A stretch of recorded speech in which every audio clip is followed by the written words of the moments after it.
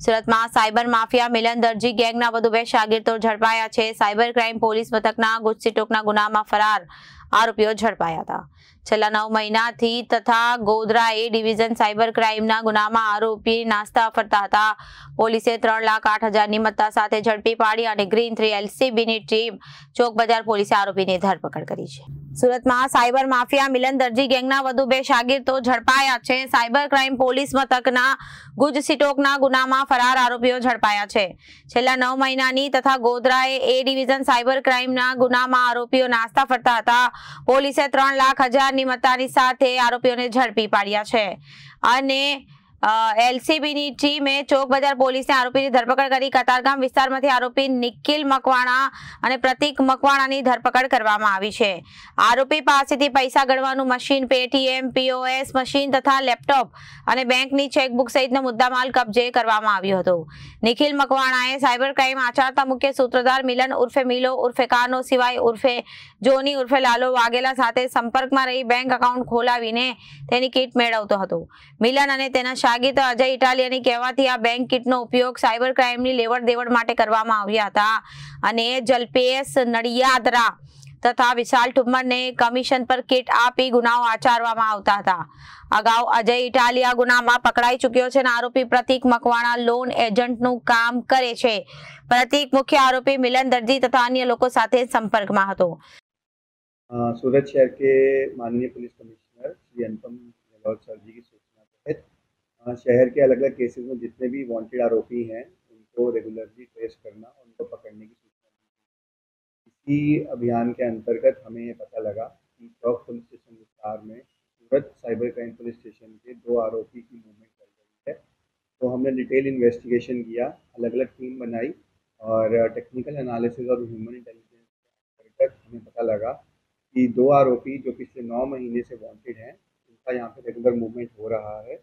तो हमने उनको फिर डिटेन किया, एक टीम बनाई। उनको डिटेन करने के बाद हमें पता लगा कि इनकी कामगिरी इस तरह से है, ये जितने भी 2 आरोपी हैं तो ये जितने भी भोले लोग होते हैं, गरीब लोग होते हैं, उनके नाम का अलग अलग बैंक अकाउंट और फिर जो बैंक अकाउंट की किट्स जो होती हैं वो कमीशन बेसिस पे आगे डमी अकाउंट तरीके जो साइबर फ्रॉडस्टर्स होते हैं उनको प्रोवाइड करवाते हैं, जिससे कि यह होता है कि जितने भी साइबर क्राइम का पैसा है वो इन अकाउंट्स में ट्रांसफ़र हो जाता है और ट्रांसफ़र होने के बाद इनका अकाउंट का ट्रेस नहीं हो पाता और इन अकाउंट से विड्रॉ हो जाता है।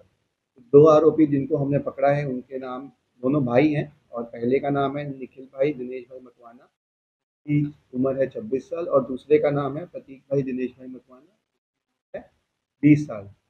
ये जो दोनों भाई हैं ये लोन कंसल्टेंसी का काम करते हैं। ये सूरत में सिद्धि विनायक अपार्टमेंट उदयनगर के रहने वाले हैं उनका, लेकिन जो मूल वतन है वो गोंडल राजकोट का है।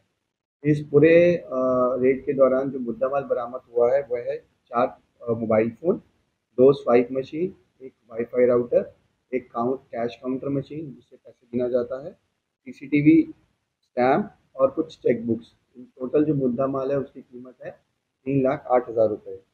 इन दोनों भाइयों के खिलाफ जो पास्ट FIR हो चुकी है उसमें से एक, जैसे मैंने पहले बताया कि सूरत के साइबर क्राइम पुलिस स्टेशन में गुच्ची टॉक हुआ था जिसमें cheating, fraud, information technology act जैसे कि सेक्शंस लगे थे। और जो बड़ा भाई है निखिल उसके खिलाफ गोधरा में भी ए डिवीज़न में भी इसी चीटिंग और फ्रॉड का एक अलग से गुना दाखिल है। फिलहाल इन दोनों आरोपियों को फर्दर तपास के लिए सूरत के साइबर क्राइम पुलिस स्टेशन में हम फॉरवर्ड कर देंगे जिससे कि इसकी फर्दर डिटेल्स लिखी जाए। इनका एमओ क्या था और इनको पकड़ने के लिए पुलिस ने किस तरह की जांच की? इनका एमओ जैसे मैंने बताया यही रहता है कि ये अलग अलग नए अकाउंट्स बनाते हैं जिनका आइडेंटिटी ट्रेस करना बहुत मुश्किल होता है। जैसे कोई गरीब हो, कोई रूरल विस्तार से, पिछड़े इलाके से हो, उनके आईडीज़ ये लेते हैं और नए अकाउंट्स बनवाते हैं। जो नए अकाउंट्स बनवाने के बाद उनके पास जो किट आती है वो जो लार्जर ग्रुप साइबर क्राइम करते हैं उनको प्रोवाइड करवाते हैं कमीशन बेसिस पे।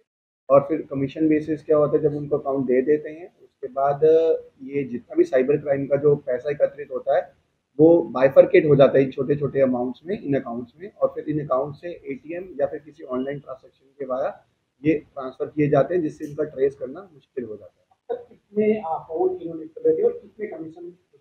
अभी फ़िलहाल इसका डिटेल तपास चल रहा है क्योंकि ये बहुत ही कॉम्प्लेक्स स्ट्रक्चर होता है। तो जितने टोटल अकाउंट्स खोले हैं इनके सिस्टम्स में जो हमें डिवाइसेस आए हैं उसका डिटेल टेक्निकल एनालिसिस करना पड़ेगा। कुछ डिवाइसेस एफएसएल भी भेजे जाएंगे, उससे हमें एग्जैक्ट नंबर पता लगेगा जो आपको आने वाले टाइम में। रिपोर्टर अरविंद राठौर, जनादेश न्यूज, सूरत।